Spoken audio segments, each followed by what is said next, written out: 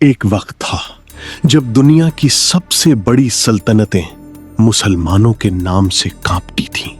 وہ امت جس کے پاس صرف تلوار نہیں، علم، انصاف اور ایمان کی طاقت تھی۔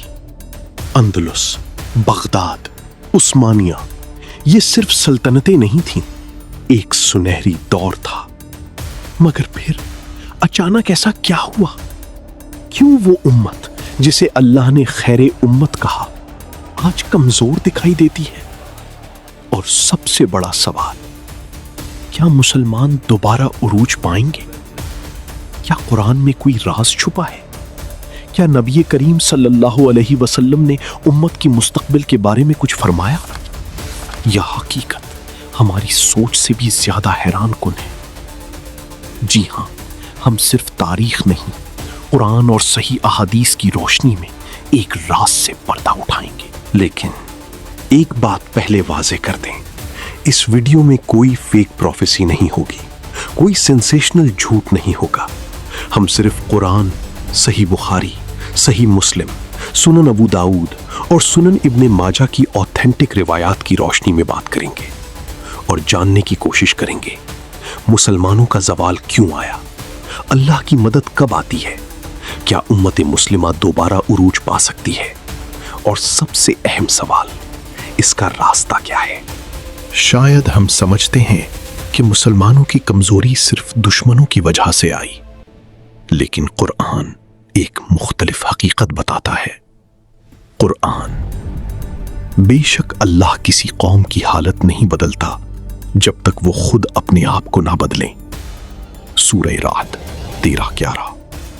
یعنی زوال پہلے اندر آتا ہے پھر باہر۔ لیکن آخر اندر کیا بدلا تھا؟ اور یہاں ہمیں ایک شاکنگ حدیث ملتی ہے۔ رسول اللہ صلی اللہ علیہ وسلم نے فرمایا، قریب ہے کہ دوسری قومیں تم پر ایسی ٹوٹ پڑیں جیسے کھانے والے دسترخوان پر ٹوٹ پڑتے ہیں۔ صحابہ رضی اللہ تعالی عنہ نے پوچھا، کیا ہم اس وقت تعداد میں کم ہوں گے؟ آپ صلی اللہ علیہ وسلم نے فرمایا، نہیں، تم تعداد میں بہت زیادہ ہوگی، لیکن تم سیلاب کی جھاگ کی طرح ہوگی۔ ویڈیو میں آگے بڑھنے سے پہلے چینل کو فالو کر لیں، پسند آئے تو لائک کر دیں، اپنی رائے دینے کے لیے کمنٹ کریں۔ پھر فرمایا، تمہارے دلوں میں وہن ڈال دیا جائے گا۔ پوچھا گیا، وہن کیا ہے؟ آپ صلی اللہ علیہ وآلہ وسلم نے فرمایا، دنیا کی محبت اور موت سے نفرت۔ ریفرنس: سنن ابو داؤد، حدیث نمبر 4297۔ تو کیا امت کی کمزوری کی اصل وجہ دشمن نہیں، ہم خود تھے؟ لیکن اگر زوال کے اصول ہیں تو کیا عروج کے بھی اصول ہیں؟ قرآن حیران کن جواب دیتا ہے۔ قرآن، اگر تم اللہ کے دین کی مدد کرو گے، اللہ تمہاری مدد کرے گا۔ سورہ محمد 47:7۔ غور کریں، اللہ نے پہلی شرط طاقت، دولت یا تعداد نہیں رکھی، بلکہ دین کی مدد رکھی۔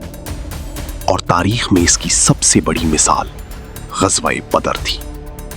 قرآن، اور یقیناً اللہ نے بدر میں تمہاری مدد کی حالانکہ تم کمزور تھے۔ آل عمران 3:123۔ 313 مسلمان، سامنے 1000 کا لشکر۔ منطق کہتی تھی شکست ہوگی، لیکن ایمان نے تاریخ بدل دی۔ لیکن اب بھی ایک سوال باقی ہے، کیا مسلمان دوبارہ عروج پائیں گے؟ قرآن اس کا جواب ایک شرط کے ساتھ دیتا ہے۔ قرآن، اللہ نے وعدہ کیا ہے ان لوگوں سے جو ایمان لائے اور نیک اعمال کیے کہ وہ انہیں زمین میں خلافت عطا کرے گا۔ سورہ نور 24:55۔ غور کریں، وعدہ صرف نام کے مسلمانوں سے نہیں، بلکہ ایمان اور نیک اعمال والوں سے ہے۔ یعنی سوال شاید یہ نہیں عروج کب آئے گا، بلکہ ہم تمہاری مدد کرے گا۔ اور شاید نبی کریم صلی اللہ علیہ وسلم نے امت کی سب سے بڑی بیماری پہلے ہی بتا دی تھی۔